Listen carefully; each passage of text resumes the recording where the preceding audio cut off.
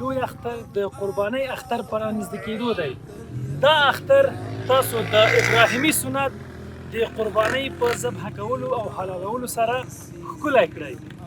تاسو پوهیږئ چې قمر بنسټ هر کال د قربانۍ ډېر لوی پروګرام د افغانستان په ګڼ شمېر ولایتونو کې لري. تاسو هم په دې برخه کې له موږ سره سهم واخلئ. تاسو په کمنټونو کې د بېلابېلو قربانیو لپاره د مالونو قیمتونه په کمنټ کې ښکاري، هلته وګورئ او مرسته وکړئ. دا مهم نه دی چې تاسو د یوې قربانۍ لپاره مرسته وکړئ، څومره چې وس وي تاسو هغومره مرسته او همکاري کولی شئ. یو ځل بیا وایو چې دا د قربانۍ اختر د خپل ځان ترڅنګ د خپلو اړمنو او بېوزلو هیوادوالو لپاره هم د خوشحالۍ اختر وګرځوئ او دوی هم د دې ابراهیمي سنت او د دې قربانۍ څخه برخمن کړئ.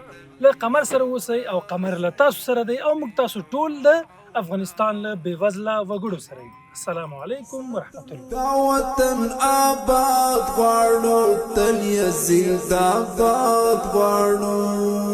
ناپوهي دې ورکه سي، علم او سواد غواړو.